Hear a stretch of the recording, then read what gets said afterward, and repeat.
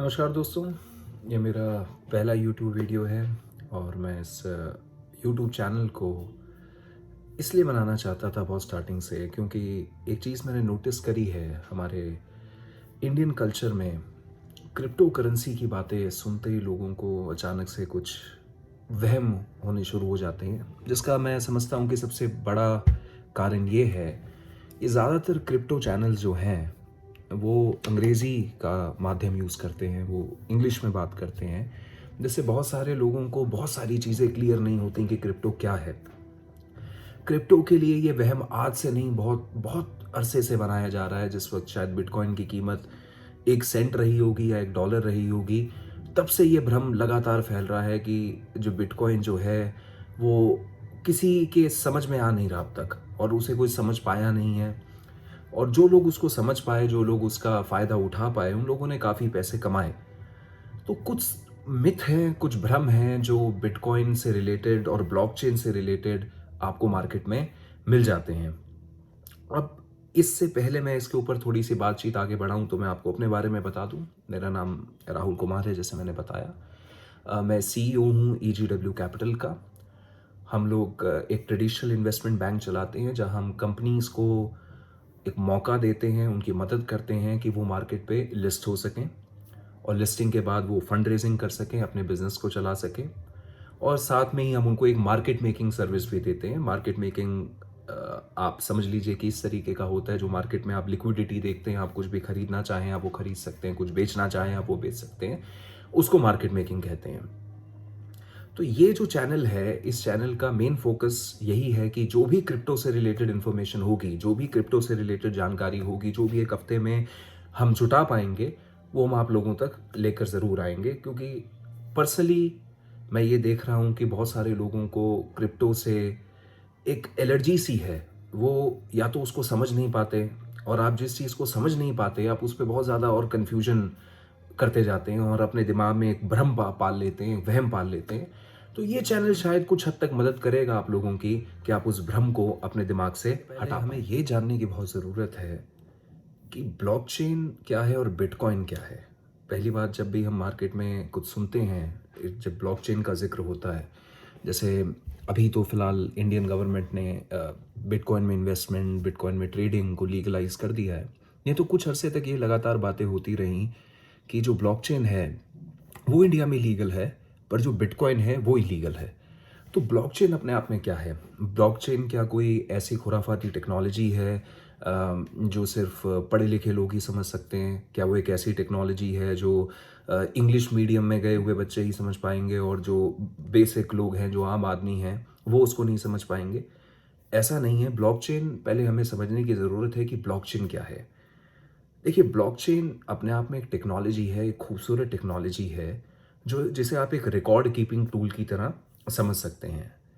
अब record keeping क्या है? जो भी आप ट्रांजैक्शंस करते हैं, फॉर एग्जांपल जब आप अपने बैंक में जाते हैं, आप अपने बैंक में आपने कुछ पैसे डाले या आपने अपने बैंक से कुछ पैसे निकाले, उसको बैंक एक ट्रांजैक्शन में रिकॉर्ड करता है। अगर आप नेट बैंकिंग यूज़ करते हो तो आपके पास नेट बैंकिंग पे एक अलर्ट आ जाता है, आपकी स्टेटमेंट में वो एंट्री अपलोड हो जाती है, चढ़ जाती है, प्रिंट हो जाती है। अगर आप पासबुक यूज़ करते हैं और आप अपने बैंक में जाते हैं, तो आप बैंक के पास जाते हैं, जो आपने ट्रांजैक्शंस की होती हैं, बैंक आपको उसे प्रिंट करके आपकी रिकॉर्ड कीपिंग के लिए दे देता है। अब ये तो जो चीज़ है, ये रिकॉर्ड कीपिंग का जो मीडियम है, जो ज़रिया है, ये बहुत पुराना हो चुका है। अब अब रिकॉर्ड कीपिंग जो है, वो ऑटोमेट होती जा रही है, ऑटोमैटिक होती जा रही है। अब आप ये सोचिए कि जब दुनिया के अंदर आज स्मार्टफ़ोन्स हैं, और कुछ केसेस में तो फ़ोन्स जो हैं वो लोगों से भी ज़्यादा स्मार्ट हो चुके हैं, और हम इतने डिपेंडेंट हो चुके हैं अपने फ़ोन्स पर कि हम कुछ चीज़ों को तो अब यही मानकर चलते हैं कि हमारा फ़ोन ही कर सकता है बेहतर। फॉर एग्ज़ाम्पल, जैसे पहले हम नंबर याद रखा करते थे, हमें कुछ अपने दोस्तों यारों के नंबर याद हो जाते थे, पर आज वो ऐसा कोई चक्कर नहीं है। आज हम सिर्फ़ अपने कॉन्टैक्ट्स में जाते हैं और अपने कॉन्टैक्ट में से फ़ौरन उस नंबर को निकाल लेते हैं। अब चक्कर ये है कि हमने वो दिमाग पे वो बोझ ही डालना बंद कर दिया है, और ना ही अब हमें कोई इंटरेस्ट है उस चीज़ को करने का। अब कहानी आती है, ब्लॉकचेन ने इसके अंदर क्या खास किया? क्या ब्लॉकचेन कोई बहुत बड़ी रॉकेट साइंस थी, कोई ऐसी टेक्नोलॉजी थी? देखिए, ब्लॉकचेन अपने आप में एक सिर्फ एक रिकॉर्ड कीपिंग टूल है, जिसको मैं दोबारा रिपीट कर रहा हूँ, रिकॉर्ड कीपिंग टूल। जिस तरह आप डीबीएमएस जानते हैं, डेटाबेस मैनेजमेंट सिस्टम, जो भी एंट्री है वो आपके डेटाबेस में जाती है। अब ब्लॉकचेन का डेटाबेस और आपके बैंक के डेटाबेस के अंदर क्या फ़र्क है? देखिए, जब आप अपने बैंक के साथ जब आप ट्रांज़ैक्शन करते हैं, तो आपका बैंक वो ट्रांज़ैक्शन अपने तक रखता है, वो अपने सर्वर तक रखता है। वो ट्रांज़ैक्शन वो पूरे दुनिया को नहीं दिखाता कि आज आपने अपने अकाउंट में 25,000 डाले हैं या आपने अपने अकाउंट से 25,000 निकाले हैं। वो बैंक किसी को नहीं बताता, वो बैंक सिर्फ़ आपको बताता है, आपके पास एक अलर्ट आ जाता है, एक मैसेज आ जाता है, आपकी बैंक स्टेटमेंट में वो चीज़ अपलोड हो जाती है। जहाँ तक जब हम बात करते हैं ब्लॉकचेन की, तो ब्लॉकचेन एक ट्रांसपेरेंसी देता है पूरे ट्रांजैक्शंस को। अब ट्रांसपेरेंसी देने का मतलब ये है कि जो भी ट्रांजैक्शन आप या मैं करेंगे, फॉर एग्जांपल अगर मैं आपको कोई भी क्रिप्टो भेजता हूँ, अगर मैं आपको कोई भी, फॉर एग्जांपल मैंने आपको बिटकॉइन भेजा, ये हम इस बात पर आगे आएंगे, आने वाले एपिसोड्स में हम इसके ऊपर डिस्कशन ज़रूर करेंगे कि ये ट्रांजैक्शंस कैसे काम करती हैं, क्योंकि आज का जो हमारे एपिसोड रहेगा वो ज़्यादातर मिथ बस्टिंग के ऊपर रहेगा। तो वापस आते हैं मुद्दे के ऊपर। तो जब आप अपने बैंक के साथ जब अपने आप ट्रांजैक्शन करते हैं, तो आप ये ट्रांजैक्शन सिर्फ बैंक को या आपको पता होती है, बैंक उसे अपने रिकॉर्ड कीपिंग टूल में रखता है। जब भी कोई ट्रांजैक्शन ब्लॉकचेन पर करी जाती है, वो ट्रांजैक्शन ब्लॉकचेन पर रिकॉर्ड हो जाती है और पब्लिक व्यूइंग के लिए, पब्लिक के देखने के लिए, पब्लिक व्यू के लिए अवेलेबल रहती है। इसका मतलब है कि कोई भी आपका वॉलेट एड्रेस, अब वॉलेट एड्रेस क्या है? जिस तरह आपका बैंक में आपका एक खाता नंबर होता है, उसी तरीके से आपका क्रिप्टो की दुनिया में एक वॉलेट एड्रेस होता है। जो आपका जेब में पड़ा हुआ वॉलेट होता है, वैसे एक वॉलेट एड्रेस होता है। अब बैंक में जब आप अपना खाता खोलने को जाते हैं, तो आप वहाँ पर केवाईसी कराते हैं, अपना आधार देते हैं, अपना इलेक्शन कार्ड दिखाते हैं। कई बार तो आप ये भी साबित करने की कोशिश करते हैं कि आप ही आप हैं और आप ज़िंदा हैं, आपकी उम्र है, आपकी शक्ल से कई बार नहीं मिलती, कई बार मैच नहीं होती, आपकी फ़ोटो थोड़ी फ़ोटोकॉपी में काली आ जाती है। तो ऐसी बहुत सारी दिक्कतें एक आम दुनिया में होती रहती हैं। देखिए, इस इन सब चीज़ों का मुद्दा क्या है? हमें बैंकिंग की क्यों ज़रूरत पड़ी थी? हमें बैंकिंग की ज़रूरत पड़ी थी क्योंकि हम अपने पैसे को एक सेफ जगह पर रखना चाहते थे। हम उसके ऊपर कुछ कमाई करना चाहते थे और क्योंकि लोगों को पैसा घर में रखना अच्छा नहीं लगता था, वो घर में नहीं रखते थे पैसे को। आज तो मोदी जी की डिमोनेटाइजेशन के बाद तो वैसे ही लोग घर में कोई पैसा नहीं रखते हैं। ज़्यादातर लोग कोशिश करते हैं कि बैंक में डालें, ईमानदारी से रखें, क्योंकि ये ईमानदारी थोड़ी बहुत उन्होंने जगाने की हमारे अंदर कोशिश की है। अब कहानी ये है कि जब ब्लॉकचेन का इस्तेमाल करा जाता है, तो ब्लॉकचेन अनोनिमस होता है। अब अनोनिमस का मतलब ये है कि अगर आपने ब्लॉकचेन पर अपना वॉलेट एड्रेस खोलना है, तो आपके ब्लॉकचेन के वॉलेट एड्रेस में आपको कोई केवाईसी करने की ज़रूरत नहीं पड़ती। आप उसमें कोई अपना फ़ोटो, आइडेंटिटी प्रूफ़ ये सब नहीं लगाते हैं। आप एक ऐप डाल लेते हैं, एक एप्लीकेशन डालते हैं। हम उन एप्लीकेशंस का भी ज़िक्र करेंगे, पर वो आने वाले एपिसोड में करेंगे, अगले एपिसोड में करेंगे। कि वो जब हम वॉलेट डालते हैं अपने अकाउंट के अंदर, जब वो अपने मोबाइल में हम उसकी इंस्टॉलेशन कर लेते हैं, हम उसे इंस्टॉल कर लेते हैं, तो वो वॉलेट जो है, वो एक चीज़ पर काम करता है, जिसे कहते हैं प्राइवेट की। अब प्राइवेट की क्या है? प्राइवेट की है आपके पासवर्ड की तरह। तो कुछ अक्षर होते हैं, जैसे ball, bat, supernet, Vodafone, Airtel, ऐसे कुछ करके कुछ स्ट्रिंग्स होंगे, कुछ वर्ड्स होंगे जो आपको दिए जाएंगे और ये आपके लिए यूनिक होंगे। उस खाते के लिए, उस खाता धारक के लिए वो यूनिक रहेंगे। अब खाते का नंबर किस एक स्ट्रिंग की तरह होगा, जैसे 0x3F 0xBTC, ऐसे करके एक लंबा सा एक आपका एक अकाउंट नंबर होगा, जिसे आपको याद रखने की ज़रूरत नहीं पड़ती, क्योंकि जो वो आपके ऐप में, आपके वॉलेट में वो इंस्टॉल हो रखा होता है, वो वहीं पर यूज़ होता है। और अगर आपसे वो आप अपना खाता नंबर भूल भी जाएँ, तो तब भी जो आपका जो पासवर्ड है, जो आपको पासवर्ड मिला हुआ है, जिसे प्राइवेट की कहते हैं, जब आप अपने ऐप में जाते हैं और आप उसे रीस्टोर करते हैं, उसी पासवर्ड को उसी सीक्वेंस में डालते हैं, उसी तरीके से डालते हैं, उसी ऑर्डर में डालते हैं, तो वो रीस्टोर हो जाता है। तो सबसे पहले जब इस चीज़ का इस्तेमाल हुआ, अब ये देखिए, ब्लॉकचेन अपने आप में सिर्फ एक रिकॉर्ड कीपिंग टूल है, जैसे मैंने बताया। अब बिटकॉइन क्या था? बिटकॉइन, ये माना जाता है कि बिटकॉइन सतोशी नाकामोटो नाम के एक इंसान ने बनाया था, जो जापान में रहते हैं। अब ऐसा भी हुआ कि सतोशी नाकामोटो को उन्होंने कई बारी पूछताछ के लिए बुलाया। वो एक मैथमेटिक्स के प्रोफेसर हैं, काफ़ी जाने-माने हैं, मैथमेटिशियन हैं, प्रोग्रामर हैं, कोडर हैं। तो बहुत ज़्यादा शक लोगों ने उनके ऊपर किया कि ये सतोशी नाकामोटो ही इसके पीछे इसके इन्वेंटर हैं। और इन्होंने इतने अरबों की संपत्ति बना ली है जिस जो अब टोटली अनोनिमस हो चुकी है, क्योंकि आप क्रिप्टो की दुनिया में आपकी जो आइडेंटिटी है वो आपके नाम से नहीं होती, आपके वॉलेट एड्रेस से होती है। तो कोई ये जान नहीं पाता, कोई ये पहचान नहीं पाता कि ये वॉलेट एड्रेस किसका है, ये वॉलेट एड्रेस कौन इस्तेमाल कर रहा है। आपका है तो आप जानते हैं, या अगर आपने किसी को भेजा तो वो जानता है, पर टोटली ये अनोनिमस रहता है। आपकी प्राइवेट की एक ऐसी चीज है जो कभी आप बदल नहीं सकते। तो देखिए, ब्लॉकचेन का और बिटकॉइन का एक उसूल है कि जो प्राइवेट की आप इस्तेमाल करेंगे, जो आप पासवर्ड एक बार इस्तेमाल करेंगे, जैसे हम प्राइवेट की कहते हैं, आप उसको बदल नहीं सकते। वो जो आपकी की है वो आपकी की कॉमन रहेगी, सेम रहेगी, और अगर वो की खो जाए तो आपके अकाउंट से कोई भी पैसे निकाल सकता है। अब ये इसका थोड़ा सा एक डिसएडवांटेज है, जिसके सोल्यूशन ऑलरेडी मार्केट के अंदर आ चुके हैं। अब वो सोल्यूशंस क्या हैं वो भी आने वाले एपिसोड्स के अंदर डिस्कशन होगी, पर सबसे पहली चीज जो आज हमें समझना है वो समझना है कि बिटकॉइन क्या है और ब्लॉकचेन क्या है। तो ब्लॉकचेन सिर्फ एक टेक्नोलॉजी है, और बिटकॉइन जो है वो उसके ऊपर चलने वाली एक करेंसी है। करेंसी का मेरा मतलब है, जिस तरह आप अगर इंडिया में रहते हैं तो आप इंडियन रुपीस को यूज करते हैं, अगर आप अमेरिका में रहते हैं तो आप डॉलर्स को इस्तेमाल करते हैं, तो इसी तरीके से बिटकॉइन एक करेंसी है। अब बिटकॉइन के बारे में बहुत सारे मिथ हैं। अब बहुत सारी मिथ का मतलब है कि बहुत सारी उसके बारे में अफवाह फैलाई हुई है, बहुत सारी गलत चीज़ें फैला रखी है मार्केट के अंदर। और ये सारी गलत चीज़ें कुछ उन एंगलों से भी आई मार्केट के अंदर, क्योंकि सरकारी जो पक्ष था, जो पहले भारतीय सरकार का इसके ऊपर एक स्टैंड था, वो बहुत हद तक क्लियर नहीं था। भारत सरकार ने कभी इसके ऊपर क्लैरिटी खुलकर नहीं दी कि बिटकॉइन लीगल है या इलीगल है। आज भी जो लीगैलिटी है बिटकॉइन की, वो हमारे सुप्रीम कोर्ट के दिए हुए फैसले, जो मार्च में इस साल आया था, उस फैसले के हिसाब से ही ये बिल्कुल लीगल है। इसके अंदर आप पैसे लगा सकते हैं, आप पैसे इन्वेस्ट कर सकते हैं, और आप ट्रेड भी कर सकते हैं। हाँ, बशर्ते आप इसके अंदर आप केवाईसी करें। जो आपका पैसा है वो आपका वाइट लेजिटिमेट पैसा होना चाहिए, जो अकाउंट से मूव होना चाहिए, और जो भी आप उस पर कमाएं आप उसका एक प्रॉपर डिस्क्लोजर करें। क्योंकि अब जैसे इनकम टैक्स डिपार्टमेंट है, इनकम टैक्स डिपार्टमेंट इसे कई बार एक सिक्योरिटी के फॉर्म में भी समझता है। वो इसे शेयर्स के ही बराबर समझकर बात करना चाहता है कि ये शेयर्स हैं, आपकी जो भी इसमें इनकम है वो आप प्रॉपरली डिस्क्लोज करें। तो आते हैं बहुत इंपॉर्टेंट मुद्दे के ऊपर कि बिटकॉइन से रिलेटेड कौन कौन से ऐसी बातें हैं जो गलत हैं, जो मार्केट में सुनने को ज़रूर मिलती हैं। और ये ज़्यादातर वो महापुरुष होते हैं जिन्होंने कभी बिटकॉइन का इस्तेमाल खुद नहीं किया। अब देखिए, अब होता यही है, बहुत अच्छी कहावत है, नाच ना जाने आंगन टेढ़ा। तो अगर कोई नाच नहीं जानता तो वो अक्सर एक बहाना कर देता है कि मैं नाच इसलिए नहीं पा रहा क्योंकि ये आंगन टेढ़ा है। तो अब जो आंगन टेढ़े वाले लोग हैं, उनको भी ये ज्ञान लेना चाहिए, उनको भी ये समझना चाहिए कि बिटकॉइन, ब्लॉकचेन, क्रिप्टो, ये सब फ्यूचर की टेक्नोलॉजीज हैं। ये सब अब आने वाला कल है।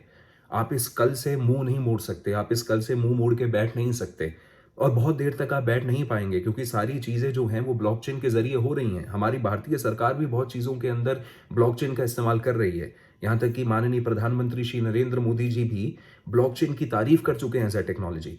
और वो जानते हैं कि ये कल है, क्योंकि वो पढ़ते हैं, उनका टेक्नोलॉजी में एक फोकस रहता है, वो बहुत चीज़ों को पढ़ते हैं, समझने की कोशिश करते हैं। देखिए, अक्सर ये होता है कि जिनके पास एक फॉर्मल डिग्री नहीं होती वो अपने आप में बहुत क्रिएटिव होते हैं, क्योंकि उनके ऊपर कोई प्रेशर नहीं होता, उनके ऊपर कोई रूल रेगुलेशंस नहीं होते समझने के। तो उन्हीं लोगों से, अब क्योंकि अगर आप इस वीडियो को सुन रहे हैं और आप क्रिप्टो को ही पहली बार जानने की कोशिश कर रहे हैं, तो ये वीडियो आपके लिए बहुत क्रिएटिव हो सकती है, क्योंकि आप अब अपना दिमाग दौड़ा सकते हैं, आप अपने हिसाब से इन चीज़ों को समझ पाएंगे, आप अपने हिसाब से आप चीज़ों को सीख सकते हैं। तो बिटकॉइन के बारे में सबसे बड़ा जो भ्रम जो फैला रखा है वो है कि बिटकॉइन अनोनिमस है। बिटकॉइन का कोई माँ बाप नहीं है, कोई अता पता नहीं है, किसका लड़का है कोई नहीं जानता।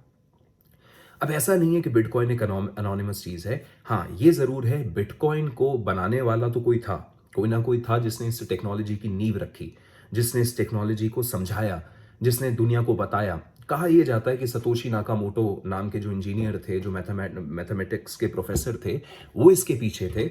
और उन्होंने इस टेक्नोलॉजी को क्यों इसका आविष्कार किया, क्योंकि देखिए, ब्लॉकचेन उनसे पहले भी एग्जिस्ट करता था, ये टेक्नोलॉजी उससे पहले भी थी, पर उसको जो काम में लाए, जो जो इसके इस्तेमाल को दुनिया को दिखा पाए, वो उन्होंने बिटकॉइन के जरिए दिखाया। ब्लॉकचेन सतोशी नाकामोटो से पहले भी एग्जिस्ट करता था, ये टेक्नोलॉजी एग्जिस्ट करती थी, पर उस केस में ये प्राइवेट ब्लॉकचेन होती थी।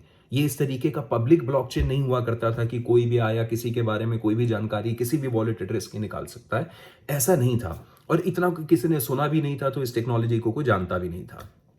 तो कहा यह जाता है कि सतोशी नाकामोटो जो है वो अपने शायद बच्चों को या किसी को उन्होंने पैसे ट्रांसफ़र करने थे, वो बैंक में गए।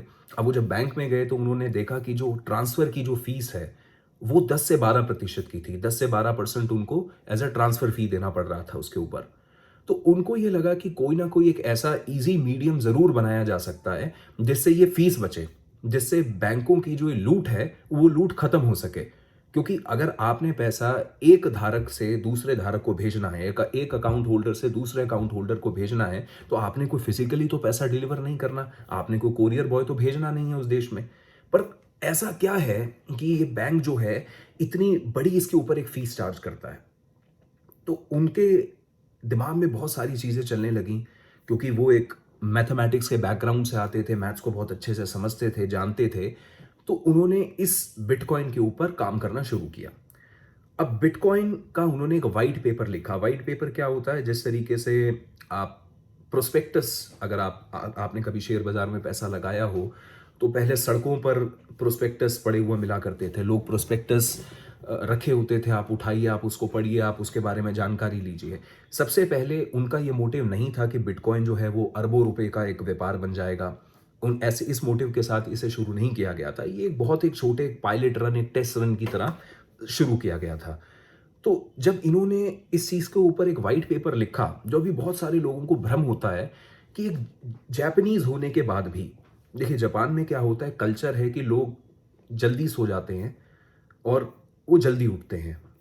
अब जब ये जो इंसान था, जब वो बिटकॉइन के बारे में लिखता था, तो अक्सर वो उसे बहुत रात में इसके ऊपर एक ब्लॉग लिखा करता था। काफ़ी रात में वो ब्लॉग आया करता था, 12 बजे, 1 बजे, 2 बजे, जो एक जापानी कल्चर से मैच नहीं होता। तो एक ये भी एक बहुत बड़ा अभी तक एक प्रश्न है कि अगर ये सतोशी नाकामोटो इसके पीछे हैं, तो सतोशी नाकामोटो की जो हरकतें हैं, वो इसके अंदर जापान के लोगों के साथ मैच नहीं हो रही। दूसरी चीज़ ये थी, जिस तरीके की उसमें अंग्रेज़ी लिखी गई थी उस व्हाइट पेपर के अंदर, जो उन्होंने जानकारी दी थी अपनी इस टेक्नोलॉजी के बारे में, वो बड़ी फ्लॉलेस थी। वो बहुत एक बिल्कुल सटीक इंग्लिश में लिखी गई थी, जिसमें कोई भी ग्रामर की मिस्टेक नहीं थी। तो ये भी एक बहुत बड़ा सवाल इसके अंदर उठा, क्या यही सतोशी नाकामोटो हैं? अब यही क्या बिटकॉइन के कर्ता-धर्ता हैं? देखिए, अब बहुत सारे लोगों का इस पर बहुत सारा विचार है, अभी भी। और ये चीज़ में कोई दो राय नहीं है कि बिटकॉइन का असल फाउंडर, असली असली क्रिएटर अभी तक सामने नहीं आया है। और ना ही आए तो ज़्यादा बेहतर है, क्योंकि हमें उसका क्या करना है? आप आम खाइए, आप क्यों गुठलियाँ गिन रहे हैं? आपको एक खूबसूरत टेक्नोलॉजी मिल गई, आपको एक खूबसूरत टेक्नोलॉजी किसी ने दे दी जो उन चीज़ों को डिसेंट्रलाइज़ कर रहा है। अब डिसेंट्रलाइज़ क्या होता है? क्या है ब्लॉकचेन? एक डिसेंट्रलाइज्ड टेक्नोलॉजी। अब डिसेंट्रलाइज्ड का मतलब है कि ये किसी सेंट्रलाइज्ड इंसान से नहीं चलती, इसे कोई गवर्न नहीं करता, इसका कोई मालिक नहीं होता।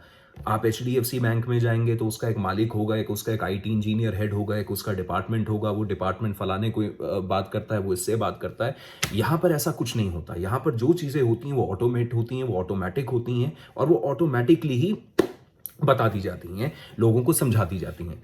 अब वो कैसे समझाई जाती हैं? जो ट्रांजैक्शन होती है, मैंने आपको पैसे भेजे या आपको मैंने बिटकॉइन भेजा, तो वो ट्रांजैक्शन एक रिकॉर्ड हो गई। वो और जो ट्रांजैक्शंस का जो एक ब्लॉक है, देखिए हर ब्लॉक के अंदर एक एक ट्रांजैक्शन है कि उसके अंदर हो सकता है कि उसमें 5 ट्रांजैक्शन हो, उसमें 100 ट्रांजैक्शन हो।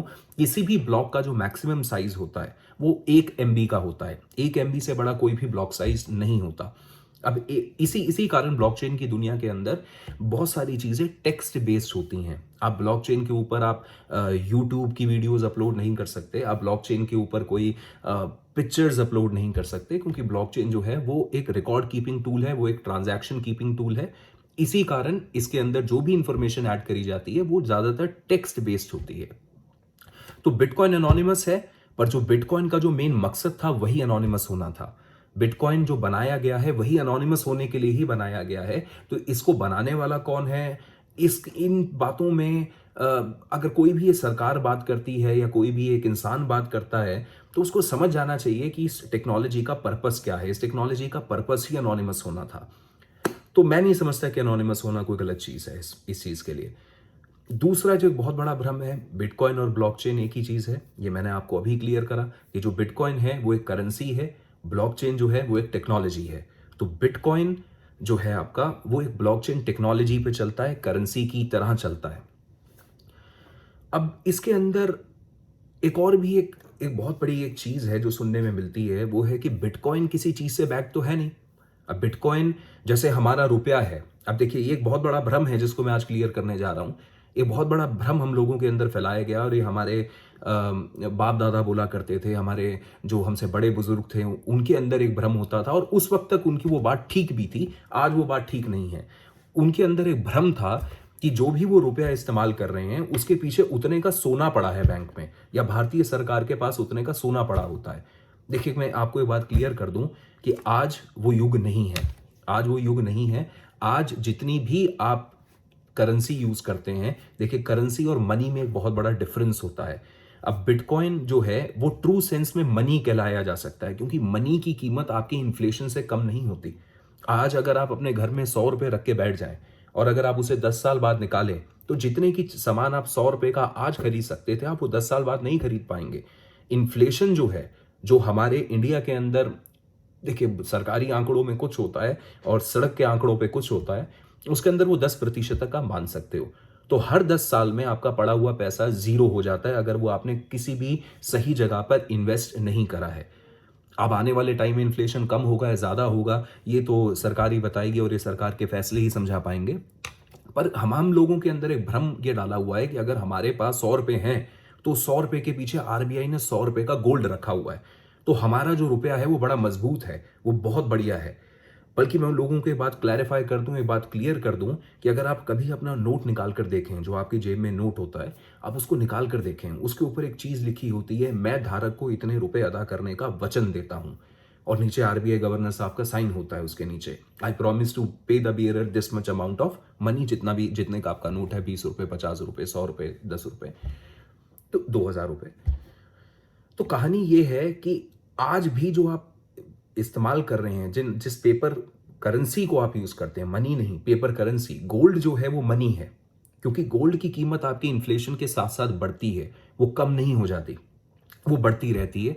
जितना आप महंगाई देखेंगे, जितनी आपकी महंगाई दर जिस तेजी से बढ़ेगी, उसी तेजी से आपको गोल्ड की कीमत में भी एक इजाफा मिलता है, एक इजाफा देखने को आपको समझनी बहुत जरूरी है कि बिटकॉइन को कुछ बैक नहीं करता, ये कहना ही बेकार है, क्योंकि आज आज जितनी भी सरकारें दुनिया में हैं वो अपनी मनमर्जी से जितने भी नोट चाहें वो छाप सकती हैं।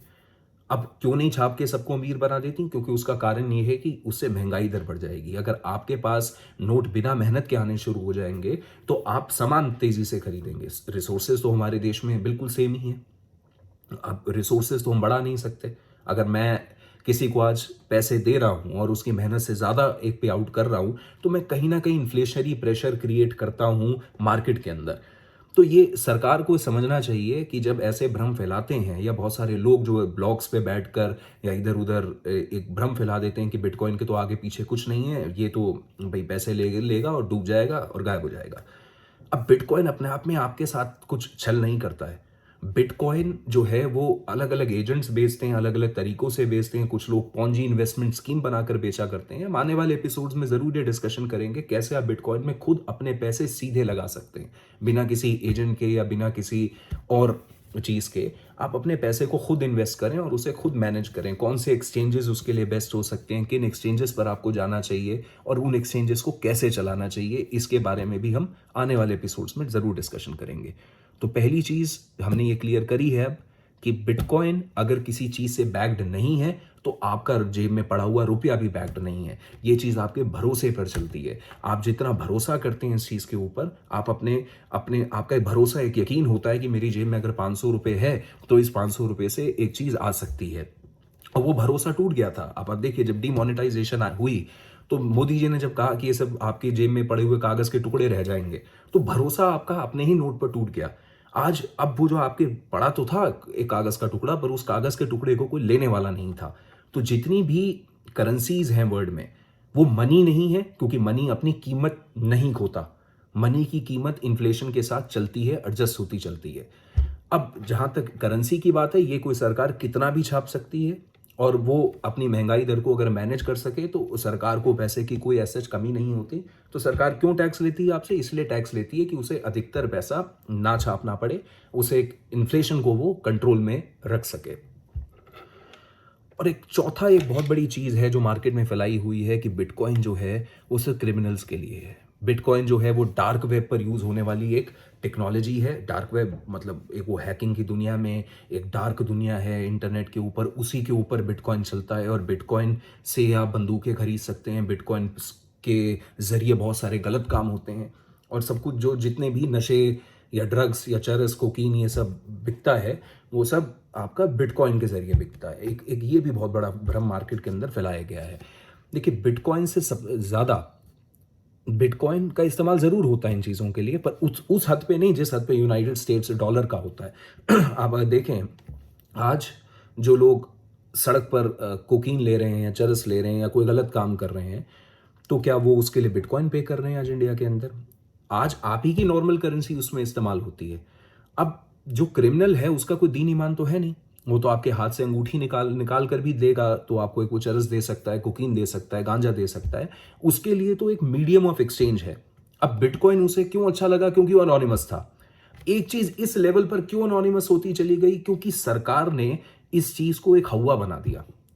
जिस तरीके से हमारे देश में एक सेक्स एजुकेशन एक बहुत बड़ी प्रॉब्लम है, उसी तरीके से ये क्रिप्टो एजुकेशन भी एक बहुत बड़ी प्रॉब्लम बन चुकी है।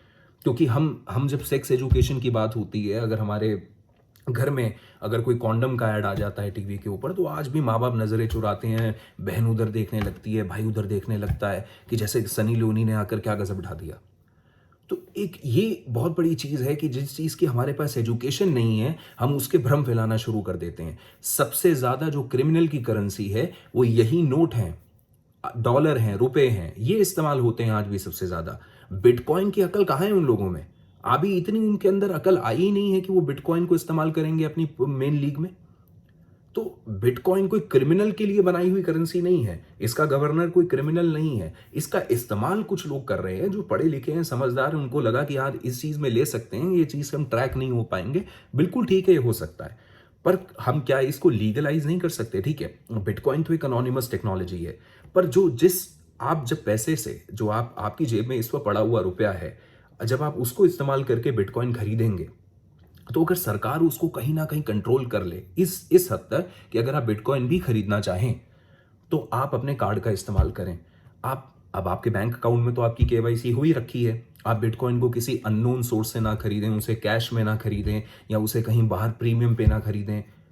तो इस तरीके से हम बिटकॉइन की अनोनिमस होने वाला जो नेचर है उस पर भी बहुत हद तक हम कंट्रोल पा लेंगे। तो बिटकॉइन ऐसा नहीं है कि वो किसी क्रिमिनल की करेंसी है।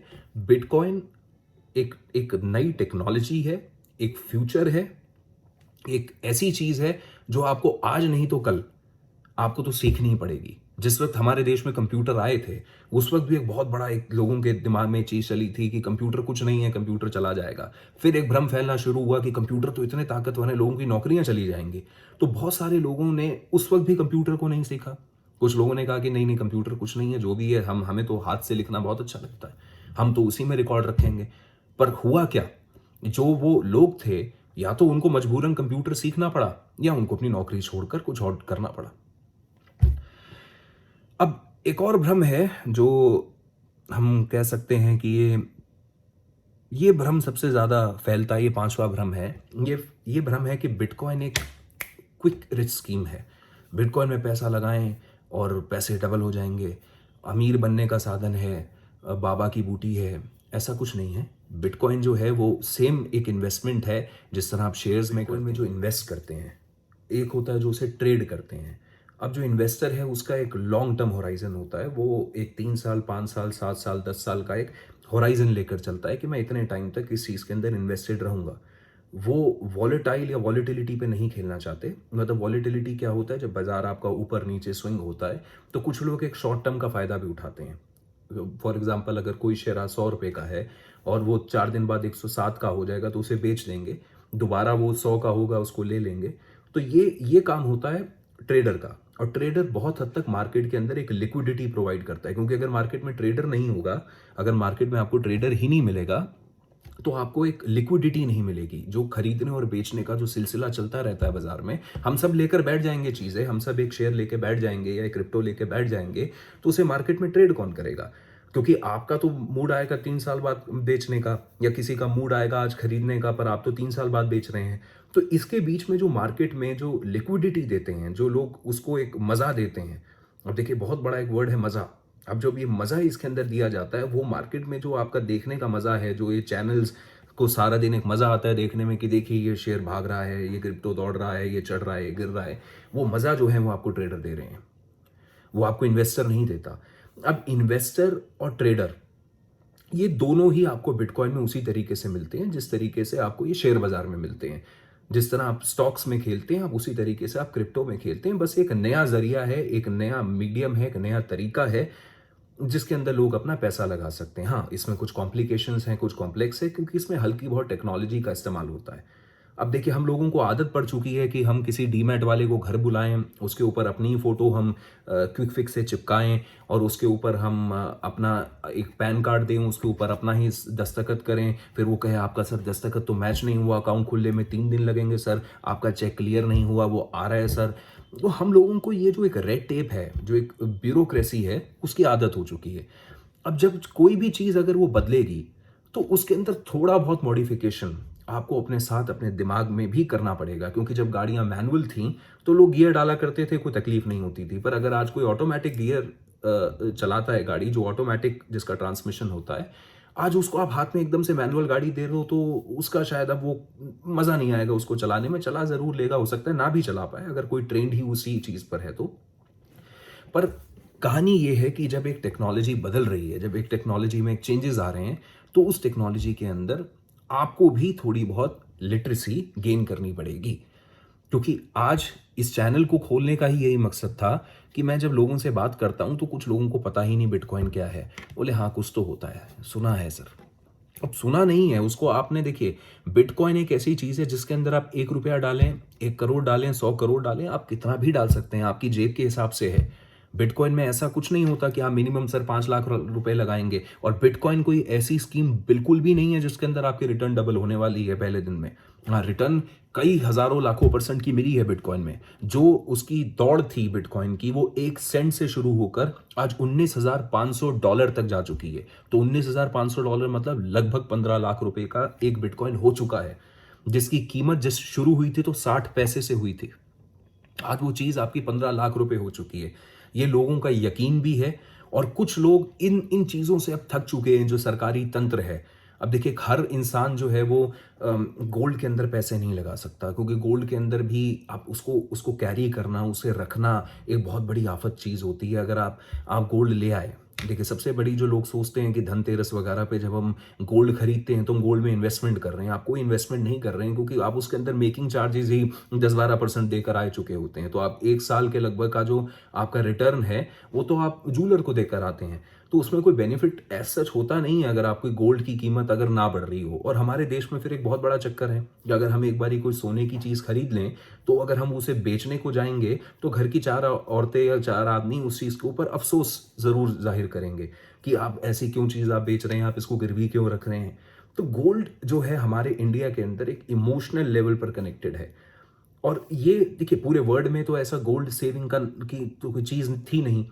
अब जो चीज़ इंडिया में चलती है, गोल्ड को हम बहुत अपने सीने से लगाकर घूमते हैं, वो चीज़ बाहर के देशों में नहीं थी। तो बाहर के देशों को बिटकॉइन में एक गोल्ड नज़र आया। उनको नज़र आया कि ये बिटकॉइन जो है वो गोल्ड की तरह काम करता है। तो उन्होंने इसके अंदर पैसे डालने शुरू करे। बिटकॉइन ने धीरे-धीरे, बिटकॉइन की ग्रोथ ऐसा नहीं था कि जिस दिन वो बना उसी दिन से उसकी दौड़ चालू हो गई। बिटकॉइन ने भी स्ट्रगल किया है। एक टाइम था जब इसकी कीमत नहीं बढ़ रही थी, फिर अचानक से इसकी कीमत आप हमने 15-16 में बढ़ती हुई देखी, और जब इसने दौड़ लगाई 17 के अंदर ऊंचाइयों पे पहुंचा, और आज वो भी ऊंचाइयां टूट चुकी हैं, और 2020 के अंदर ये अपने उच्चतम स्तर पर है, अपने हाईएस्ट प्राइस पॉइंट पर है। तो बिटकॉइन जो है वो कोई क्विक रिच स्कीम नहीं है। बिटकॉइन में आप ट्रेडिंग कर सकते हो, ट्रेडिंग के आपको नुकसान पता है या फायदे पता है, ट्रेडिंग में आप पैसे गवा भी सकते हो। और अगर आप एक्सपोजर लेकर काम करते हो, या आप उसके अंदर आप एक चीज़ आप यूज़ करना चाहते हो, जिसे हम कहते हैं कि हमने एक एनहांसमेंट ले ली, 1 रुपया रखकर हम 100 रुपये का माल उठा रहे हैं, जो अगर वो आप एनहांसमेंट वाले रूल्स आप छोड़ दो, आप मार्केट के अंदर आप एक सिंपल एक ट्रेडिंग अगर आप करना चाहो तो आप कर सकते हो। अगर आप मार्जिन्स, एक्सपोजर और ये सब लेकर काम करोगे, जिसके अंदर जो पैसे आपके पास है नहीं वो आपने लगा दिए मार्केट में, और आप एक शॉर्ट टर्म स्विंग के ऊपर काम करना चाहते हो, तो बहुत चांसेस हैं कि आप अपना पैसा उसमें गवा दोगे। तो इसके अंदर कमाने का सबसे आसान तरीका ये है कि आपका जो मिनिमम इन्वेस्टमेंट का जो होराइजन होना चाहिए वो 10-15 दिन, 20 दिन होना चाहिए। आज लेकर सुबह माल लिया, शाम को हम इसे काटेंगे और मुनाफा घर ले जाएंगे, वो इसके अंदर नहीं होता। और मैं किसी को रेकमेंड नहीं करूंगा कि वो ट्रेडिंग करे, क्योंकि ट्रेडिंग अपने आप में आज ऑटोमेटिक हो चुकी है बहुत हद तक। ट्रेडर्स जो हैं जिनको आप देखते हैं उनके पास बहुत सारी टूल्स हैं, वो बहुत सारे और तरीकों से पैसा कमा रहे हैं, वो इन चीज़ों से नहीं पैसे कमा रहे। हाँ, अगर आप लकी होंगे, कई बार ऐसा होता है कि आपका एक लक काम कर जाता है, आपने कोई चीज़ आज खरीदी उसका कल भाव बढ़ जाता है, ऐसा हो सकता है। पर आइडली मैं ये रिकमेंड नहीं करूंगा, मैं आपको ये राय नहीं दूंगा कि आप बिटकॉइन के अंदर आप ट्रेडिंग करें, आप इसे इन्वेस्टमेंट करें, और इसके अंदर आप इन्वेस्टमेंट का टर्म मिनिमम 1 महीने से लेकर 6 महीने तक रखें, और एक स्टॉप लॉस लगाकर दिमाग में चलें। उसी पैसे को लगाइए उसके अंदर जो आप गवा सकते हैं, जो आप में क्षमता है गवाने की, जिससे आपके घर परिवार को या आपके जीने के तरीके पे कोई फर्क ना आए।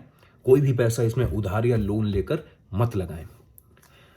एक और है कि अब जो भ्रम है कि सिर्फ जो टेक सेवी पर्सन हैं, जिनको कंप्यूटर चलाना आता है, वही बिटकॉइन खरीद सकते हैं। ऐसा कुछ नहीं है। अगर आपको मोबाइल चलाना आता है, जो हम में से बहुत लोगों को आता है, स्मार्टफोन आज शायद 60 से 70% लोगों के हाथ में आ चुका है, और हमारे देश में डेटा भी सस्ता है। हमारे देश में अब लोगों को एक बेसिक समझ है कि स्मार्टफोन कैसे काम करता है, ऐप स्टोर क्या है, प्ले स्टोर क्या है, कि एप्लीकेशन कोई कैसे आएगी। तो अगर एक बेसिक अगर एक जानकारी अगर हम उन तक पहुंचा पाएं, तो कोई भी एक आम इंसान, वो पढ़ा लिखा हो या ना पढ़ा लिखा हो, जज्बा होना चाहिए, पैशन होना चाहिए, आप उस चीज़ को सीख सकते हो, आप उस चीज़ को कर सकते हो। तो ऐसा नहीं है कि सिर्फ एक टेक सेवी पर्सन ही इसको चला सकता है, इसको कोई भी चला सकता है, इसे कोई भी सीख सकता है। एक और चीज़ है, और जो एक आखिरी मिथ है जो मैं क्लियर कर रहा हूँ, क्योंकि वीडियो काफ़ी लंबा हो गया है इंट्रोडक्टरी। तो पहला जो इसके अंदर मैं आपको एक चीज़ क्लियर कर दूं कि बिटकॉइन के लिए जब आप बिटकॉइन में पैसे लगाने की आप हिम्मत जुटा लें, तो उसके अंदर अपने ज्ञान को भी बढ़ाइएगा, उसके बारे में पढ़िए। कोई भी चीज़ को बिना एजुकेशन के उस चीज़ के अंदर फोरे मत करिए, उस चीज़ के अंदर मत कूदिए जिसको आप पूरी तरीके से नहीं समझते हैं। ये चैनल इसलिए ही बनाया गया है कि आपको मैं थोड़ा बहुत जो ज्ञान मेरे पास है वो मैं आपके साथ बांट सकूं। जो आखिरी मिथ है वो है कि बिटकॉइन एक सेंट्रलाइज है, बिटकॉइन का एक मालिक है जिसने बिटकॉइन को दौड़ाया है ऊपर के रेट तक, और कई लाखों खरबों रुपए वो अंदर करके चला गया है, और कमाए आखिरी में वही कमाएगा, बाकी सब तो गवाएंगे। अब देखिए, ऐसा कुछ भी नहीं है, क्योंकि बिटकॉइन क्योंकि अनोनिमस है, इसका मतलब ये नहीं है कि बिटकॉइन के मैनेजर्स नहीं है। बिटकॉइन को चलाने वाले मैनेजर जरूर हैं, पर इसका कोई मालिक नहीं है।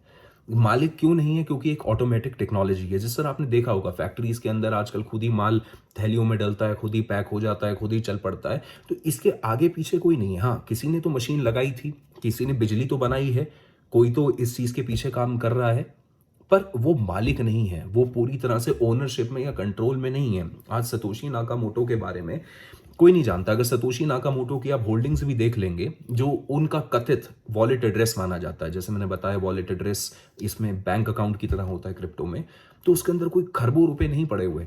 हाँ, जरूर उसके अंदर थे 2-4-5 मिलियन डॉलर, जिस जो आपके इंडियन करेंसी में 30-35 करोड़ रुपए होते हैं, ये जरूर थे। पर वो वॉलेट किसका है? क्योंकि इसमें तो कोई केवाईसी तो होती नहीं, आप ही मालिक हैं। प्राइवेट की आपके पास है, प्राइवेट की अगर आप किसी और को दे देंगे तो आप ऐसी सोच भी मत रखिएगा कि वो आपको पैसे आपको लौटा देगा। प्राइवेट की आपकी गई, इसका मतलब आपका क्रिप्टो भी गया। तो बिटकॉइन सेंट्रलाइज टेक्नोलॉजी नहीं है, ये डिसेंट्रलाइज टेक्नोलॉजी है जिसका कोई मालिक, कोई बाप दादा नहीं है। ये ऑटोमेटिक है। इसे जो चलाते हैं वो नेटवर्क के नोड्स चलाते हैं। इसके अंदर बहुत सारे दुनिया के जो कंप्यूटर्स हैं वो मिलकर इसको चलाते हैं, जिसके अंदर आप और मैं भी पार्टिसिपेट कर सकते हैं। आप भी बिटकॉइन की ट्रांजैक्शंस को रिकॉर्ड कर सकते हैं। जैसे कोई भी एक ट्रांजैक्शन होती है, मैंने किसी और को फंड भेजा, तो जो उस ट्रांजैक्शन को रिकॉर्ड करता है उसे क्रिप्टो के वर्ड में माइनर कहते हैं। वो वाला माइनर नहीं जो हथौड़ी लेकर कहीं से सोना या चांदी निकालता है। ये माइनर वो है, आप इसे मुनीम की तरह समझिए कि अगर दो लोगों के बीच में कोई ट्रांजैक्शन हुई है तो उस माइनर ने उसे अपने खाते में लिख लिया। अब आप ही अकेले मुनीम नहीं हैं उस ट्रांजैक्शन के। तो ऐसे करोड़ों लोग हैं जो उस ट्रांजैक्शन को लिखते हैं अपने पास स्टोर रखते हैं। ऐसे मिलियंस ऑफ कंप्यूटर्स, लाखों कंप्यूटर पर आपके ट्रांजैक्शन को रिकॉर्ड रखा जाता है।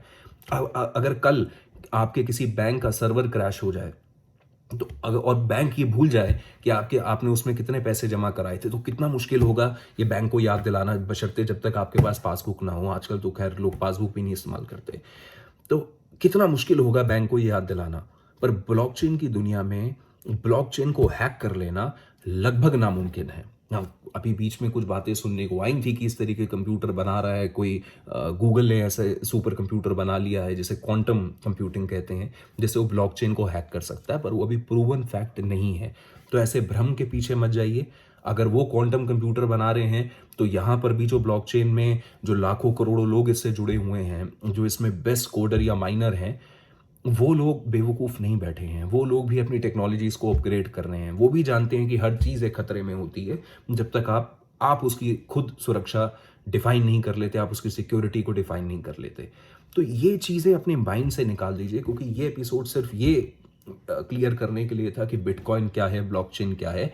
आने वाले एपिसोड में मैं आपको क्लियर करूंगा कि इसको आप ले किस तरह सकते हैं, कौन कौन से एक्सचेंजेस हैं जहां आप जाकर इसे खरीद सकते हैं। और यहाँ पर देखिए, सबसे बड़ी चीज़ जो मैं आखिरी चीज़ ये कहना चाहूँगा, अगर आप में लगन है कुछ सीखने की, ये फ्यूचर है। ये समझ लीजिए कि ब्लॉकचेन टेक्नोलॉजी अपने आप में फ्यूचर है। अगर आप इस फ्यूचर को समझ गए हैं, आप इस फ्यूचर से संतुष्ट हैं कि यही एक फ्यूचर है और मैं इसके अंदर कुछ पैसे डाल सकता हूँ। आपको ये नहीं कोई कह रहा कि आप अपनी वसीयत लिख दीजिए बिटकॉइन के नाम, ऐसा मत करिए। आप म्यूचुअल फंड की तरह इसे चलाइए। आप इसके अंदर, अगर आपके पास 1000 रुपये का इन्वेस्टमेंट पोर्टफोलियो है, आप 1000 रुपये इन्वेस्ट कर सकते हैं हर महीने, तो आप इसके अंदर भी 50 रुपये लगाइए, 60 रुपये लगाइए। वो पैसा लगाइए जो आपको भी लगे कि ठीक है, मैं एक रिस्क ले रहा हूँ। आज बिटकॉइन भले ही अपनी सबसे ऊंची कीमत पर है, पर याद रखिएगा जब इसका मास एडॉप्शन होगा, जब बहुत सारे लोग इसका इस्तेमाल शुरू कर देंगे, जो बहुत क्लियर है कि ये होगा। आज मुझे वीडियो बनाकर लोगों को समझाना पड़ रहा है, एक दिन वो आएगा जब सब लोग बिटकॉइन के बारे में जानते होंगे। लोग इस वीडियो को देखकर बोलेंगे कि हम इतने बेवकूफ़ थे कि किसी को वीडियो बनानी पड़ी थी ये समझाने के लिए कि बिटकॉइन क्या है और ब्लॉकचेन क्या है। जब वो समय आएगा तो उस समय तक उस बिटकॉइन का भाव कहां तक पहुंच जाएगा। मैं आपको सिर्फ एक तथ्य दिया, एक लॉजिक दिया है इसके पीछे का, जिसे आपने खुद ने सोचना है। बाकी आज के एपिसोड में इतना ही दोस्तों। अगर अच्छा लगे चैनल तो इसे सब्सक्राइब कर लीजिएगा। वैसे मैं फोर्स नहीं करूंगा, पर अगर आप सब्सक्राइब करेंगे तो अगर कोई आगे की वीडियो आती है तो वो आप तक ज़रूर पहुंचेगी। और आप भी जुड़े रहिए हमसे और हम भी आपसे जुड़े रहें। नमस्कार।